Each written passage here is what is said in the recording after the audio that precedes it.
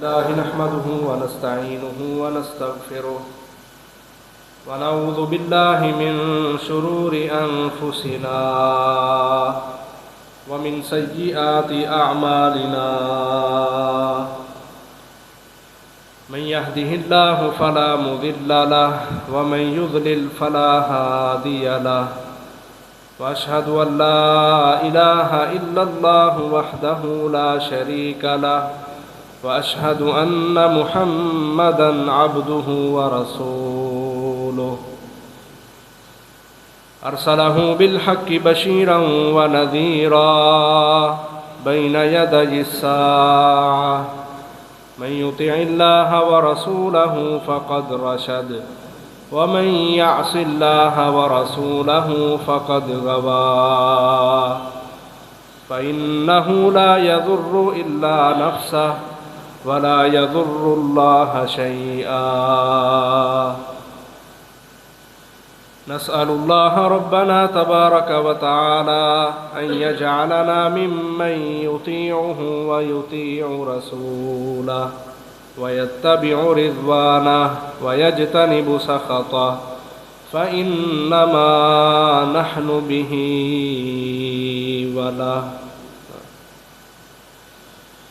يا أيها الذين آمنوا اتقوا الله حق تقاته ولا تموتن إلا وأنتم مسلمون يا أيها الناس اتقوا ربكم الذي خلقكم من نفس واحدة وخلق منها زوجها وبث منهما رجالا كثيرا ونساء واتقوا الله الذي تساءلون به والأرحام إن الله كان عليكم رقيبا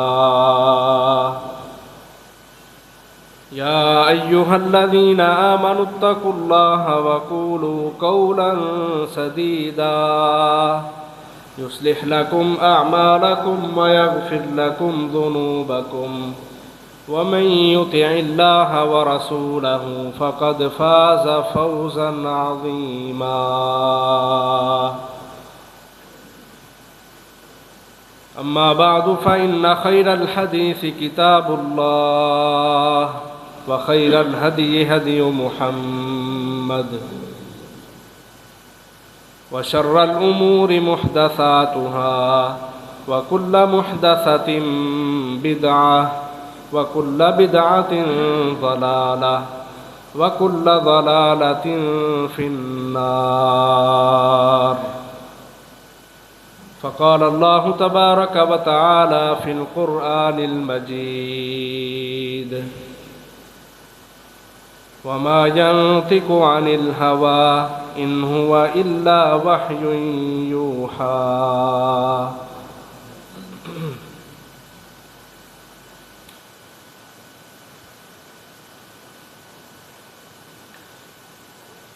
نبی علیہ السلام کے خواب کی تعبیر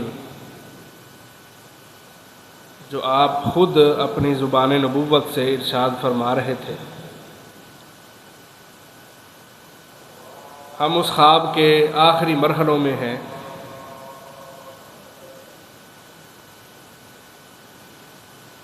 پچھلے جمعہ میں ہم نے یہ سنا کہ سود خوروں کو کیا سزا دی جائے گی، اور ایک باغ میں ایک درخت کے نیچے ایک بزرگ جو حضرت ابراہیم علیہ السلام ہیں وہ بیٹھے ہیں، اور ان کے ارد گرد وہ بچے ہیں جو نابالغ ہی فوت ہو جاتے ہیں۔ تو یہ مومنین کے بچے ہوتے ہیں جو ابراہیم علیہ السلام کی کفالت میں ان کے پاس رہتے ہیں۔ پھر آپ علیہ السلام فرماتے ہیں کہ میں نے اسی باغ کے ایک دوسرے کنارے پہ دیکھا، وہاں ایک آدمی ہے جو بڑا ہی کالے سیاہ رنگ کا اور آگ جلا رہا ہے، آگ میں مسلسل ایندھن ڈال رہا ہے اور آگ کو بھڑکا رہا ہے۔ تو میں نے پوچھا یہ کون ہے؟ تو مجھے بتایا گیا یہ جہنم کا داروغہ مالک ہے، اور یہ جہنم کی آگ کو بھڑکا رہا ہے۔ یعنی نبی علیہ الصلاۃ والسلام کو خواب میں جہنم کا داروغہ دکھایا گیا آگ بھڑکاتے ہوئے۔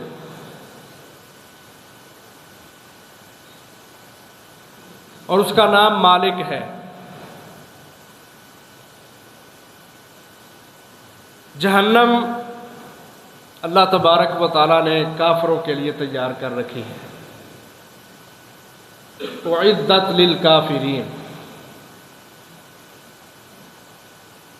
لیکن اللہ تعالیٰ فرماتے ہیں وقودھا الناس،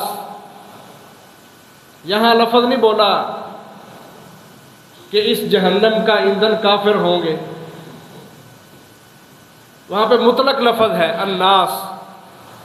الناس سارے لوگوں پہ بولا جاتا ہے، یعنی وہ مسلمان جن کے اندر کمیاں تھیں، کوتاہیاں تھیں، سستیاں تھیں، عبادات سے دور رہنے والے اور اللہ کی حرام کردہ اشیاء کا ارتکاب کرنے والے، ان کو بھی اللہ تبارک و تعالی جہنم میں ڈالے گا۔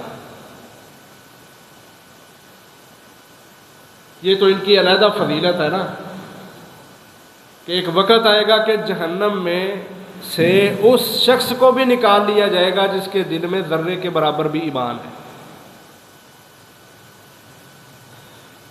لیکن وہ اللہ قادر ہے، وہ جسے چاہے گا عذاب سے بھی دوچار کرے گا۔ تو مسلمانوں کو یہ مت گمان کرنا چاہیے جی جہنم تو کافروں کے لیے تیار کی گئی ہے۔ ٹھیک ہے، اللہ تعالیٰ معاف کرنے والا ہے، رحمت نازل کرنے والا ہے، لیکن وہی اللہ ہمیں بتاتا ہے کہ تم نے یہ کام کرنا ہے اور یہ کام نہیں کرنا۔ اگر ہم اللہ کی نافرمانی کریں گے، اس کے رسول کی نافرمانی کریں گے تو عذاب تو ہوگا۔ یہ ایک بڑی کامن سی بات ہے، عام فہم بات ہے۔ تو اس میں ہم مسلمانوں کے لیے یہ سبق ہے، یہ نصیحت ہے کہ ہم نے انشاءاللہ اپنے ایمان اتنے پکے اور مضبوط کرنے ہیں کہ اللہ نے جو تھوڑی دیر کے لیے جہنم میں پھینکنا ہے ایمان والوں کو، ہم نے انشاءاللہ اتنی دیر کے لیے بھی جہنم کا حصہ نہیں بننا۔ استغفار، اللہ سے معافی مانگتے رہنا، اللہ کی رحمتوں کو مانگتے رہنا، یہ ہر وقت مسلمان کی جون سے ہے نا، یہ کوشش ہونی چاہیے۔ تو فرمایا یہ جہنم کا داروغہ ہے، مالک، اور یہ ابھی سے جہنم کو بھڑکا رہا ہے۔ جہنم اللہ نے پیدا کی ہے، آگ ہی آگ ہے اس میں، اور اس کے بڑے درجات ہیں، اور اس کی وسعت بھی بڑی ہے، اس کی گہرائی بھی بڑی ہے۔ نبی صلی اللہ علیہ وسلم فرماتے ہیں جس طرح یہ چار دیواری ہے نا مسجد کی، ہاتھا بنا ہوا ہے، کہا جہنم کی بھی اس طرح چار دیواری ہے، اور وہ اتنی وسیع ہے کہ ایک دیوار سے دوسری دیوار تک جانے میں فرمایا 40 سال کا عرصہ لگتا ہے۔ 40 سال کا عرصہ، اور بڑی خوفناک کہ اللہ تعالیٰ نے جب جہنم کو پیدا کیا تھا نا، تو اس کی آگ، یہ دنیا کی جو آگ ہے نا، اس جیسی تھی۔ پھر اس میں مسلسل ایندھن پھینکا جا رہا ہے، اس کو بھڑکایا جا رہا ہے، اور میں اب اس آگ کا یہ حال ہے کہ وہ سیاہ رنگ کی ہے، سیاہ رنگ کی، اور اتنی شدید ہے کہ اس آگ کا بعض حصہ آگ کو ہی کھا رہا ہے۔ یہ جہنم نے شکایت کی تھی نا اللہ سے کہ اللہ میری آگ مجھے ہی کھا رہی ہے، تو اللہ تعالیٰ نے پھر جہنم کو 2 سانس لینے کی اجازت دی تھی۔ ایک سانس وہ باہر نکالتی ہے اور دوسرا وہ اندر کھینچتی ہے، اللہ کے نبی فرماتے ہیں جو تم سردی اور گرمی کے موسم دیکھتے ہو نا، یہ جہنم کی وجہ سے، جب وہ اپنا سانس باہر نکالتی ہے تب گرمی ہو جاتی ہے۔ اب غور کریں، جہاں گرمی برداشت نہیں ہوتی، 45 46 48 تک ٹمپریچر چلا جائے نا، گرمی برداشت نہیں ہوتی، اور جب وہ سانس پیچھے کو کھینچتی ہے تو فرمایا وہ سردی ہوتی ہے جو تم محسوس کرتے ہیں۔ بعض روایتوں میں یہ بھی آتا ہے کہ وہ جو دوسرا سانس لیتی ہے نا، اس کے ساتھ بھی سردی آتی ہے، کیونکہ جہنم میں اللہ تعالیٰ نے دونوں طرح کے عذاب رکھے ہیں، سردی کا بھی اور گرمی کا۔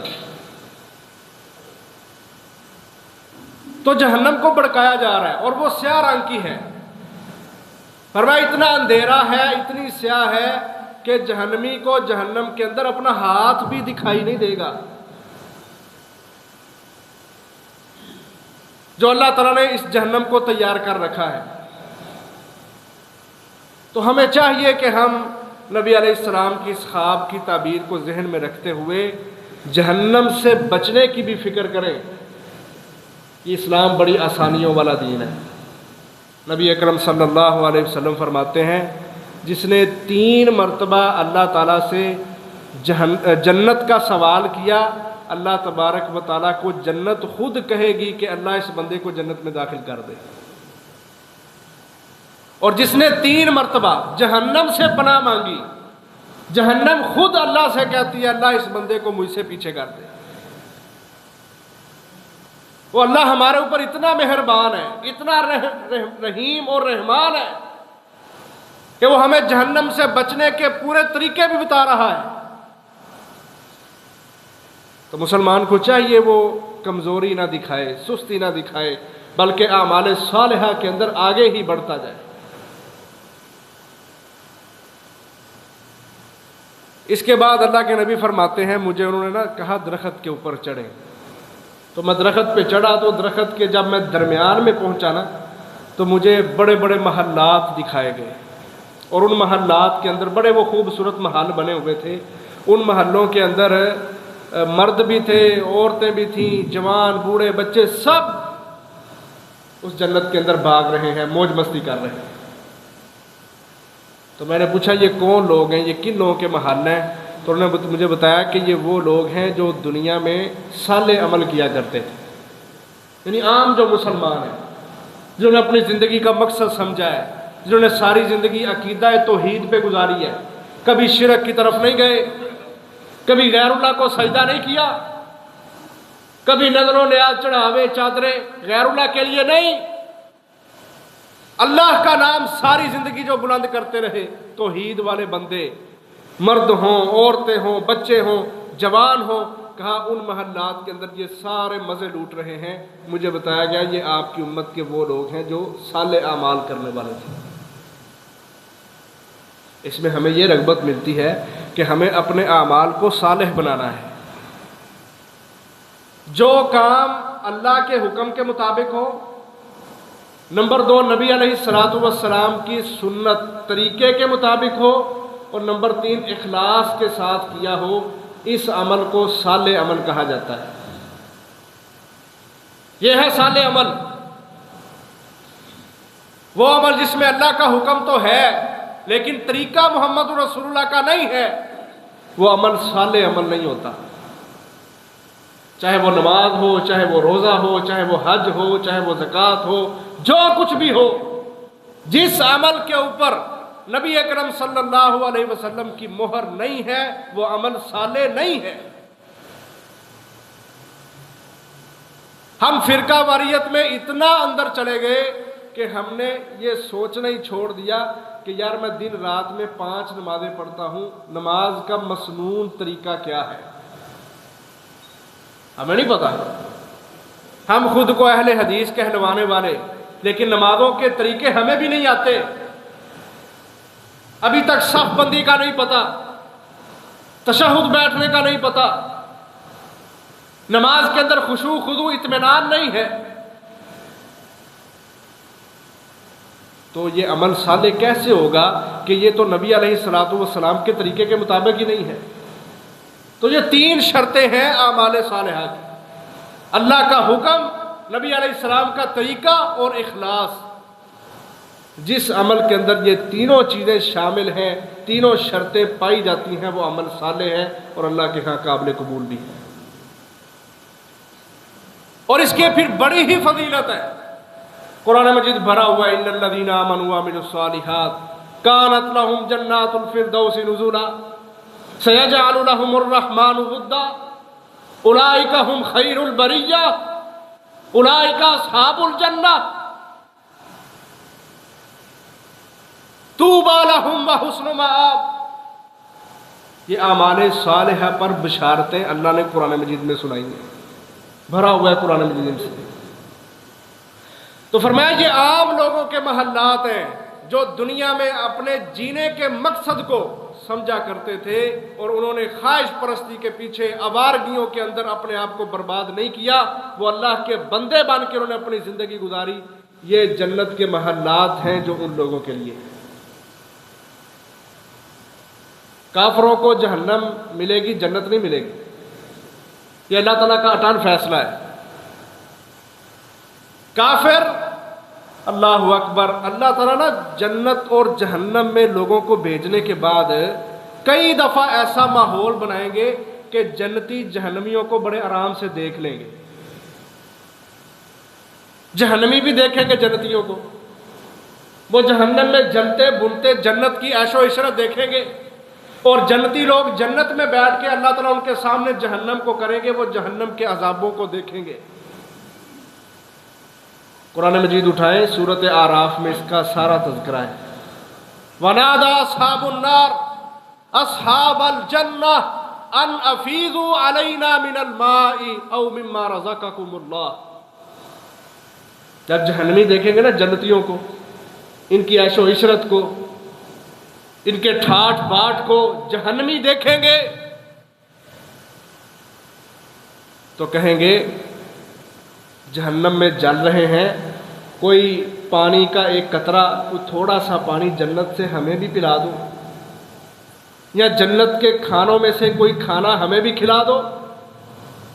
قالوا، تو جنتی کہیں گے ان اللہ حرمہما علی الکافرین، اللہ تعالیٰ نے جنت کے کھانے جہنمیوں پر، کافروں پر حرام کر دیے۔ اب ذرا غور کریں عزیز بھائیو، آج صالح عمل کی قدر کوئی نہیں۔ ہم اچھے بڑے ہو کے اتنی عمریں ہو گئی ہیں، پھر بھی نمازوں میں سستیاں۔ یہ صالح اعمال ہے نا، نماز، روزہ، زکوٰۃ، حج، جہاد، والدین کی خدمت، غریبوں، مسکینوں، یتیموں، بیواؤں کے کام آنا، مسلمان بھائیوں کی مدد کرنا، یہ اعمال صالحہ ہیں جن سے آج ہم بالکل بے رغبت، کوئی شوق نہیں، کوئی ذوق نہیں، ہم بائی پاس کر رہے ہیں۔ لیکن قیامت والے دن اللہ تبارک و تعالیٰ کے سامنے یہ دنیا کے سارے لوگ دیکھیں گے کہ جنہوں نے صالح عمل کیے تھے، وقت نکالا تھا، اللہ نے آج ان کو کتنی شانوں کے ساتھ نوازا ہے۔ اور یہ کافر لوگ جو دنیا میں اعمال سے پیچھے ہیں، واللہ کبھی قرآن مجید آپ گہرائی کے ساتھ پڑھیں نا، آپ کو نظر آئے گا جیسے ہم کسی بچے کو مارے نا تو وہ کہتا ہے ایک کرا چھاڑ دے، اگوں نہیں کردا۔ ایسے ہی جہنمی کہیں گے ربنا آخرجنا منہا فإن عدنا فإنا ظالمون، اللہ ایک مرتبہ ہمیں جہنم سے نکال دے، دوبارہ ہم نے ایسا کیا تو ڈال دینا ہمیں جہنم میں۔ اللہ کہیں گے اخسؤوا فیہا، دفع ہو جاؤ جہنم میں، ولا تکلمون، میں رب تم سے بات بھی نہیں کرنا چاہتا۔ آج ہمیں صالح اعمال کی قیمت کو جاننا ہے اور اس دنیا کو غنیمت سمجھنا ہے، اس مہلت کو بھی غنیمت سمجھنا ہے۔ واللہ عزیز بھائیو، نیکی کے لیے، جنت کو پانے کے لیے آج دنیا میں جو کر سکتے ہو کر جاؤ، قیامت والے دن ایک ایک نیکی کی وجہ سے بندہ پچھتاوے کا شکار ہوگا، پریشان ہوگا۔ اللہ نے قرآن مجید میں ذرے کا لفظ بولا ہے، فَمَن يَعْمَلْ مِثْقَالَ ذَرَّةٍ خَيْرًا يَرَهُ وَمَن يَعْمَلْ مِثْقَالَ ذَرَّةٍ شَرًّا يَرَهُ، کہ وہاں ذرے بھی دیکھے جائیں گے، یعنی ایسا بھی ہوگا کہ جب ترازو کو اس طرح اٹھایا جائے گا نا اللہ اکبر، صرف نیکی کے ایک ذرے کی ضرورت ہوگی کہ ذرہ نیکی کا آ جائے اور نیکیوں کا پلڑا بھاری ہو جائے، اس وقت بندہ جانے گا کہ نیکی کیا چیز ہے۔ اور آج جن گناہوں کو انسان حقیر نہیں سمجھتا، کرتا ہی جا رہا ہے، قیامت والے دن ایک ایک ذرے کی کمی پر یہ سوچے گا کہ یہ تو بڑا اچھا ہو گیا ہے کہ ایک ذرے کے برابر گناہ میرے پلڑے کے اندر نہیں آیا، میرا پلڑا بھاری نہیں ہوا گناہ والا۔ یہ ذروں کی بھی قدر اور قیمت اس وقت معلوم ہو۔ اور یہ مجرم اللہ اکبر جن کے پیچھے بھاگتے ہیں، یہی ہیں چیزیں آج، بھائی بہنیں، والدین، رشتہ دار، گاڑیاں، محلات، دنیا داریاں، دکانداریاں، تجارتیں، انہوں نے آج انسانوں کو غافل کیا ہوا ہے۔ کل قیامت کے دن اللہ کہتے ہیں یود المجرم لو یفتدی من عذاب یومئذ ببنیہ وصاحبتہ واخیہ وفصیلتہ التی تؤویہ ومن فی الارض جمیعا ثم ینجیہ۔ کلا، فرمایا دنیا کی ہر چیز مجرم قیامت والے دن اللہ کو فدیے میں دینے کے لیے تیار ہو جائے گا کہ اللہ صرف مجھے چھوڑ دے، میری ساری کی ساری دنیا تو لے لے۔ آج اللہ کے لیے نہیں نہ دیتا، آج کوئی شوق نہیں اس کو صدقہ کرنے کا، خیرات کرنے کا، کسی غریب بیوہ مسکین یتیم کے کام آنے کا، کوئی مسجد مدرسے پہ جہاد فی سبیل اللہ پہ خرچ کرنے کا، کوئی ذوق شوق نہیں، باتیں کرتے ہیں، زبان چلاتے ہیں آگے سے۔ کل قیامت کو رب کریم کے سامنے یود المجرم، یہ دنیا کے مجرم کہیں گے اللہ ومن فی الارض جمیعا، زمین میں جو کچھ ہے سب کچھ لے لے، ہمیں نہیں پرواہ اپنی دکانوں کی، ہمیں نہیں پرواہ اپنی جائیدادوں کی، سب کچھ لے لے، صرف نجات دے دے، مجھے چھوڑ دے، صرف مجھے چھوڑ دے۔ وہاں نہ اپنی بہن کے لیے سفارش ہے، نہ اپنے بھائی کے لیے سفارش ہے، کسی کے لیے کوئی، اپنی جان کے لیے صرف کہے گا اللہ مجھ سے سب کچھ لے لے، صرف آج مجھے چھوڑ دے۔ اللہ کہتے ہیں کلا، ہرگز ایسا نہیں ہوگا، اللہ کی عدالت دنیا کی عدالتوں جیسی نہیں ہے، وہاں پہ انصاف کا جنازہ نہیں نکلے گا، وہاں پہ سارے سر جھکائے کھڑے ہوں گے اللہ کے دربار میں، کوئی ناانصافی نہیں ہوگی۔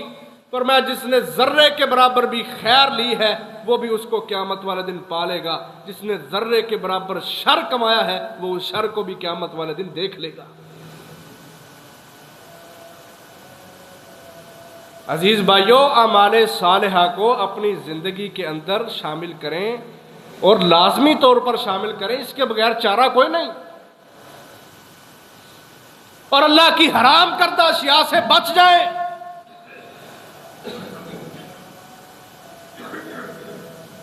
یہ اللہ کا مراقبین، وہ رب ہے، خالق کا مالک ہے، جو اس نے کہا ہے وہ کریں، جس سے اس نے روکا اس سے رک جائیں۔ ہم ڈاکٹر کے کہنے پہ حلال چیزوں کو چھوڑ دیتے ہیں، حلال چیزوں کو ڈاکٹر کے کہنے پہ چھوڑ دیتے ہیں۔ میں ڈائٹنگ پہ ہوں، کسی کے گردوں کا مسئلہ ہے، کسی کو فیٹی لیور کا مسئلہ ہے، کسی کو کوئی مسئلہ ہے، کسی کو، یہ سارے مسائل دلوں کے، جگر کے، معدے کے مسائل، ڈاکٹر نے کہا یہ نہیں کھانا، وہ چیز حلال ہے، اللہ نے اس کو حرام نہیں کیا، لیکن یہ بندہ ڈاکٹر کی مان رہا ہے، کیوں کہ میری صحت اچھی ہو جائے، میری طبیعت بحال ہو جائے، جسمانی طور پہ خود کو تندرست رکھنا چاہتا ہے، لیکن روحانی طور پہ ہم کیوں بیمار ہیں؟ کیوں نہیں ہم سوچتے کہ کچھ ایسی بھی چیزیں ہیں جو میرے رب نے میرے اوپر حرام کی ہیں، میں اللہ کی بھی بات مانوں؟ تو یہ کردار ہے عزیز بھائیوں۔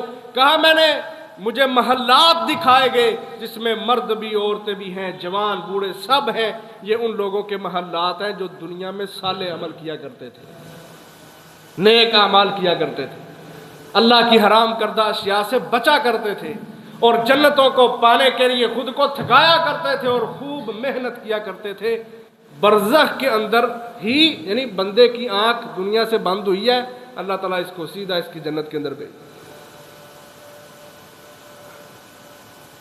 عمل سے پیچھے رہیں گے تو واللہ اللہ اکبر جہنم میں کوئی بھی پکار سننے والا نہیں ہوگا۔ جہنمی کہیں گے वनादौ या मालिक लियक़ज़ी अलैना रब्बुक, जहन्नमी पुकारेंगे वो लोग जिन्होंने अमल नहीं किए। दुनिया के पुजारी, दुनिया के कीड़े, दुनिया को अपने सर पे चढ़ाया हुआ है, दुनिया उनके पाँव की बेड़ी बनी हुई है जो उनको अमाल नहीं करने देती और बुराइयों की तरफ लगाया हुआ है। ये दुनियादार लोग कहेंगे या मालिक, ए मालिक, जहन्नम के दरोगे को आवाज देंगे, लियक़ज़ी अलैना रब्बुक, अल्लाह से दुआ कर वो हमें मौत ही दे दे, कम अज कम हम जहन्नम के अज़ाब में तो ना जले भुने। मुस्तदरक के हाकिम की हदीस है, कुरान मजीद में तो फौरन अल्लाह ने ये लफ्ज़ बयान कर दिया ना, काला इन्नकुम माकिसून वनादौ या मालिकु लियक़ज़ी अलैना रब्बुक काला इन्नकुम माकिसून। जहन्नमी कहेंगे मालिक, अल्लाह से कहे हमारा काम तमाम कर दे, हमें मौत दे दे, जन्नत नहीं मिलनी तो हमें यहां ही मार दे, जहन्नम के अज़ाब हमसे बर्दाश्त नहीं होते। अब जो अगली बात है ना, काला, वो फरिश्ता जवाब देगा। मुस्तदरक के हाकिम की हदीस है, 40 साल बाद वो फरिश्ता जवाब देगा। अब गौर करें अजीज भाई, 40 साल तक वो फरिश्ता जवाब ही नहीं देगा इनको, और 40 साल बाद जब वो बोलेगा तो क्या कहेगा, इन्नकुम माकिसून, तुम जहन्नम से नहीं निकाले जाओगे, ना तुम्हें मौत दी जाएगी, तुम इसी हालत में जहन्नम में रहोगे, सड़ोगे। अल्लाहुम्मा ला तजअलना मिनहुम। आज कदर करें, इन नमाजों को मामूली ना समझें। नहीं, अल्लाह के नबी फरमाया करते थे, ला तहकिरन्ना मिनल मारूफि शैआ, लोगों किसी भी नेकी को हकीर ना समझो। फरमाया अगरचे तुम अपने किसी मुसलमान भाई को देख के मुस्कुरा पड़ते हो ना, कहा ये भी नेकी है, इस नेकी को भी हकीर ना समझो। हम आज नेकियों की कदर नहीं करते।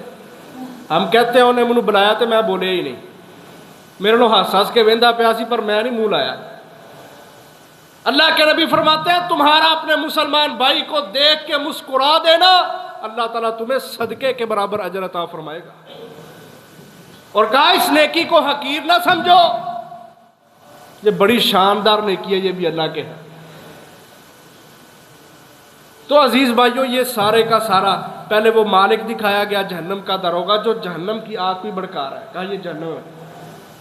फिर फरमाया जो मैं दरख्त के दरमियान में गया तो मैंने देखा जो महल्लात हैं ये उन लोगों के हैं जो आमाले सालिहा करने वाले थे। इसके बाद अल्लाह के नबी कहते हैं, उन्होंने मुझे कहा दरख्त के अभी ऊपर चढ़े, यानी जो आखिर वाला हिस्सा ना बुलंदी वाला, वहाँ पे आप जाएं। कहते हैं मैं वहाँ पे गया तो वहाँ मैंने देखा बड़े ही आली शान महल्लात है, और फरमाया उन महलों का एक एक 100 मंजिला वो महल है, और एक एक मंजिल का दूसरी मंजिल तक जो फासला है वो जमीन और आसमान के फासले के बराबर है। और कहते हैं मैंने उन महल्लात में सिर्फ जवानों को देखा।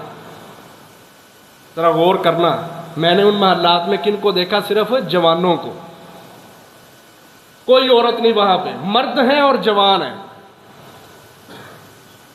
कोई बच्चा नहीं, मर्द जवान उन महल्लात के अंदर जो उनसे ना चल फिर रहे हैं, मौज मस्तियां कर रहे हैं। तो मैंने उनसे पूछा ये कौन है? तो उन्होंने मुझे बताया ये वो नौजवान हैं जिन्होंने अपनी जवानियां, अपना खून एलाए कलिमतुल्लाह के लिए जिहाद फी सबीलिल्लाह के अंदर बहा दिया था। ये उनके महल्लात हैं।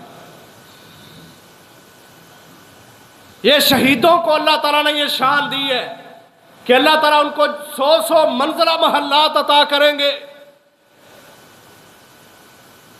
ऊंची कोठी हो, ऊंची कोठी, लोग समझते हैं मेरा कद ऊंचा हो गया ना। ये जितने फखर है ना, साड़ी 3 मंजिला है तो साड़ी 4 मंजिला है, ये क़यामत की निशानियां हैं।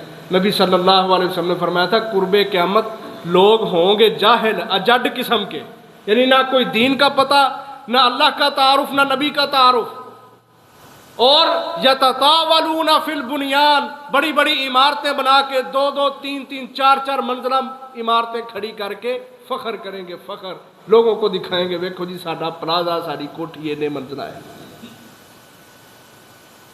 ये फखर अल्लाह ताला को पसंद नहीं है। جتنا گر جاؤ گے اللہ کی اطاعت میں، نبی کی اطاعت میں، جتنا اپنے اندر عاجزی پیدا کرو گے، جھک جاؤ گے، گر جاؤ گے، جان تک قربان کر دو گے، اتنی ہی اللہ تبارک و تعالیٰ تمہیں شانوں کے ساتھ نوازے گا، اور وہ یہ ہے کہ 100 منزلہ محل اور 2 منزلوں کے درمیان کا فاصلہ زمین و آسمان جتنا، اس سے اونچا کوئی بھی نہیں ہے سوائے انبیاء کے، نبی ہوں گے صرف جو شہداء سے بھی اوپر کے درجے میں۔ جہاد سب سے بڑی قربانی ہے۔ نماز کے لیے ہم قربانی دیتے ہیں، چند منٹ کے لیے دکان بند کی آئے، یعنی 15-20 منٹ کی قربانی۔ روزے کے لیے بھی ہم قربانی دیتے ہیں، 10 گھنٹے، 8 گھنٹے، 12 گھنٹے، اب تو دن بھی چھوٹے ہیں، رمضان آ جانا فروری میں، دن بھی چھوٹے ہیں، چھوٹا سا روزہ ہوگا۔ یہ قربانی ہے، یہ اللہ کے لیے وقت نکالنا ہے۔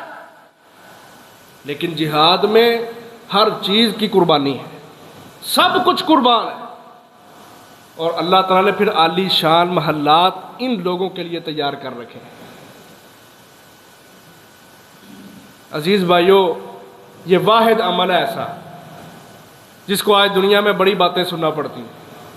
کبھی کسی نے نماز کو باتیں نہیں کی، کبھی روزے کو بات نہیں کی، حالانکہ جو لفظ قرآن مجید میں روزے کے لیے ہیں وہی جہاد کے لیے ہیں۔ کتب علیکم الصیام، ہم سب کو اس کا ترجمہ آتا ہے، صوفی جو ہوئے ہم سب کو اس کا ترجمہ آتا ہے، لیکن کتب علیکم القتال کا نہ ترجمہ آتا ہے، نہ ترجمہ کرنے والا اچھا لگتا ہے۔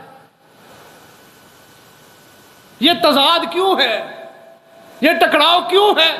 ایک ہی قرآن ہے، اسی میں احکامات ہیں، کیوں نہیں ہمارا مائنڈ سیٹ ہو رہا ہے اس حوالے سے؟ تو یہ محلات جو ہے نا عزیز بھائیو، یہ شہداء کے لیے، نبی صلی اللہ علیہ وسلم کے صحابہ تھے، اللہ اکبر، ایمان کے بڑے بڑے پہاڑ تھے۔ میں ایک صحابی آپ کے سامنے اس کی 2-4 باتیں رکھتا ہوں، وقت بھی تھوڑا ہے، انج بھی پورا ہو گیا ٹائم۔ حضرت خالد بن ولید رضی اللہ عنہ، آپ ذرا غور کریں، 60 سال عمر ہے حضرت خالد کی، 60 سال عمر، اور اسلام کب قبول کیا؟ 30 سال کی عمر میں، جب مسلمان ہوئے اس وقت ان کی عمر 30 سال تھی۔ 30 سالوں کے اندر حضرت خالد بن ولید رضی اللہ عنہ نے 125 جنگیں لڑی ہیں، 125 جنگیں، اور ان ساری جنگوں میں، ان 125 جنگوں کے اندر کوئی ایک جنگ بھی ایسی نہیں کہ خالد بن ولید لشکر کا سپہ سالار ہو اور شکست کھا کے واپس گیا، جس کو اللہ کے نبی علیہ السلام نے لقب دیا تھا سیف من سیوف اللہ، کہ یہ دنیا میں اللہ کی تلواروں میں سے ایک لپکتی ہوئی تلوار ہے جو دشمن پر قہر بن کے ٹوٹتی ہے۔ کیا مقصد ہے؟ سوچے نا، ہم بھی بڑے سیانے ہیں، بڑے دانشور ہیں، ہم سوچے تو صحیح، ہر بندہ اپنے آپ کو سمجھتا میرے نو ودیا سیانا کوئی نہیں، تو ہم یہاں جتنے سیانے بیٹھے ہیں اس صحابی رسول کی زندگی کے اوپر ذرا اپنا تبصرہ رکھیں، سوچیں ذرا کہ 30 سال میں 125 جنگیں حضرت خالد نے لڑی۔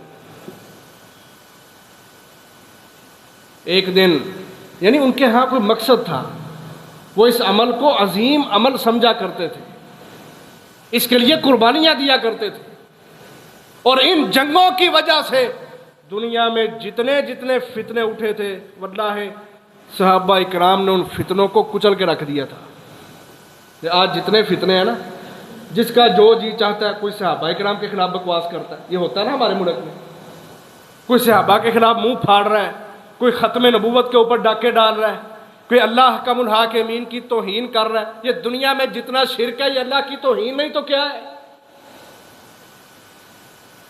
اللہ کی شان میں گستاخیاں، اور کبھی حرمت رسول صلی اللہ علیہ وسلم پر حملے، یہ سب کچھ اس وقت بھی ہوا تھا، آج سے 1450 سال پہلے۔ ان سب کا حل آپ صحابہ سے پوچھیں نا، قرآن اٹھائیں، حدیثیں اٹھائیں، صحابہ اکرام کی زندگیاں پڑھیں، دیکھیں تو صحیح حل کیا ہے۔ اب جو حل ہمیں بتایا گیا اس حل سے ہمیں نفرت ہے. مصیبت تو یہ پڑی ہوئی ہے، کس کس کو بندہ حل کرے. یہ کردار ہے عزیز بھائیوں. جنگیں لڑی ہیں صحابہ اکرام نے، واللہ دنیا میں شرک نہیں تھا، دنیا میں محمد الرسول اللہ کی توہین نہیں ہوتی تھی، دنیا میں ختم نبوت کے اوپر حملے نہیں ہوتے تھے، دنیا کے اندر اللہ کا الحاکمین کی توہین نہیں ہوتی تھی، صحابہ کی گستاخی نہیں ہوتی تھی. اس کے پیچھے جاندار عمل جہاد فی سبیل اللہ کا تھا. اپنے مائنڈ سیٹ کریں اس حوالے سے، اس کو بوجھ نہ سمجھیں. یہ اللہ کا کلام ہے، اللہ کا قرآن ہے، جس کے اندر اس کے سارے احکامات ہیں. ایک دن حضرت خالد بن ولید رضی اللہ عنہ کی والدہ کو حضرت عمر نے دیکھا. حضرت خالد فوت ہو چکے تھے، تو ماں کو بڑا پیار تھا بیٹے سے. تو بیٹے کی جدائی میں پہلے صحیح اچھا جسم تھا، فربا جسم تھا، بیٹے کی جدائی میں بالکل تنکے کی طرح ہو گئی کہ وہ بیٹا جو جنگیں لڑ کے آیا کرتا تھا، جس کو محمد رسول اللہ نے اللہ کی تلوار ہونے کا لقب دیا تھا. حضرت عمر رضی اللہ عنہ ایک دن دیکھتے ہیں اور دیکھا کہ ایسے پتلی کمزور تنکے کی مانند ہو چکی ہیں، پہچان ہی نہیں سکے. تو کسی نے بتایا، پوچھا نا یہ کون ہے، تو کہا یہ بڑھیا خالد بن ولید کی والدہ ہے رضی اللہ عنہ. حضرت عمر رونے لگ گئے. اور اس وقت حضرت عمر نے پتہ کیا الفاظ کہے تھے؟ کہا قیامت تک دنیا کے اندر کوئی ایسی عورت پیدا نہیں ہوگی جو خالد بن ولید جیسا جرنیل پیدا کر سکے. دنیا کے اندر قیامت تک کوئی ایسی عورت پیدا نہیں ہو سکتی کہ جس کی کوکھ سے خالد بن ولید جیسا بچہ پیدا ہو جائے اور وہ دنیا کے اندر جہاد کے علم کو اٹھائے اور کفار کو تہس نہس کر کے رکھے. ایک دن ایک شاعر آیا. وہ شاعر شعروں کے اندر جو ان سے نا وہ شان بیان کیا کرتے تھے لوگوں کی. وہ شاعر اپنے آپ کو بڑا پڑھا لکھا سمجھتا تھا. تو حضرت عمر نے اس کو بلایا، کہا شعر سناؤ خالد بن ولید کی منقبت پہ، اس کی شان پہ نا ہمیں کچھ اشعار سناؤ. اب وہ بادشاہوں کے پاس جو شاعر آتے ہیں، پھر ظاہر ہے وہ پڑھے لکھے بھی ہوتے ہیں اور اشعار کے جتنے بھی زاویے ہوتے ہیں ان سب کو پہچاننے والے ہوتے ہیں. اس نے بڑی شان بیان کی اپنے اشعار کے اندر، بڑی شان بیان کی. حضرت عمر نے جب اس کے اشعار سن لیے نا، تو حضرت عمر کہتے ہیں تو اشعار تو نے بڑے بڑے پڑھے ہیں، لیکن خالد بن ولید کی شان کا تو حق ادا نہیں کر سکا، اس قدر وہ شان والا ہے. تو عزیز بھائیو، یہ جہاد ایک واحد عمل ہے ایسا جس کے ساتھ فتنے ختم ہوتے ہیں. تو نبی علیہ السلام فرماتے ہیں وہ جو میں نے محلات دیکھے نا، جن کے 100 منزلیں تھیں اور زمین و آسمان کے فاصلے کے برابر ایک منزل کا فاصلہ تھا، کہا یہ شہداء کے محلات ہیں. تو آخر میں اللہ کے نبی کہتے ہیں، انہوں نے نا مجھے کہا ذرا سار اوپر اٹھائیں. تو کہتے ہیں میں نے سار اوپر اٹھایا تو ایک بڑا ہی عالی شان محل ہے. کہتے ہیں میں نے اس جیسا محل کبھی دیکھا ہی نہیں. اللہ کے نبی کہتے ہیں جن کو اللہ نے جنت بھی دکھائی تھی، جہنم بھی دکھائی تھی، لیکن کہتے ہیں اس کے باوجود اس جیسا محل میں نے دیکھا ہی نہیں ہے. تو مجھے بتایا گیا یہ جو محل ہے نا یہ آپ کا ہے، یہ آپ کا ہے. اللہ کے نبی کہتے ہیں میں نے ان کو کہا مجھے چھوڑو، میں اپنے محل میں جانا چاہتا ہوں. انہوں نے کہا محمد صلی اللہ علیہ وسلم ابھی آپ کا وقت نہیں آیا، جب اللہ کا حکم ہوگا آپ دنیا سے وفات پا جائیں گے پھر آپ کو اجازت دے دی جائے گی، آپ اپنے محل میں داخل ہو جائیں گے. آخر میں اللہ کے نبی فرماتے ہیں پھر انہوں نے مجھے اپنا تعارف کروایا. وہ جو 2 بندے تھے جو لے کے گئے تھے، ایک نے کہا میں جبرائیل ہوں اور دوسرے نے کہا میں میکائیل ہوں. تو یہ نبی علیہ السلام کا خواب تھا جو جس کے اندر بڑے سبق دیے گئے، امت کو سمجھائے گئے، گناہوں کی سزائیں اور اعمال صالحہ کے بدلے سب کچھ تفصیلاً بتایا گیا. اور خاص طور پر اعمال صالحہ سے ہٹ کے، حالانکہ یہ بھی صالح عمل، جہاد فی سبیل اللہ کو علیحدہ بیان کرنا، مزید اس کی طرف ترغیب دلانے کے لیے، اور آخر میں محمد الرسول اللہ کا محل ان کو دکھایا گیا. اللہ تعالیٰ سے دعا ہے اللہ تعالیٰ ہم سب کو اس پورے واقعے کے اندر جو اسباق ہیں، جو سبق ہیں، ان کو حاصل کرنے کی توفیق عطا فرمائے. جن اعمال صالحہ کا بتایا گیا ہے ان پر عمل کرنے کی توفیق عطا فرمائے. جن گناہوں کے عذاب اور نتیجے بھیانک اور خوفناک بتائے گئے ہیں، اللہ تعالیٰ ہم سب کو ان کاموں سے محفوظ فرمائے. وآخر دعوایا ان الحمد للہ رب العالمین.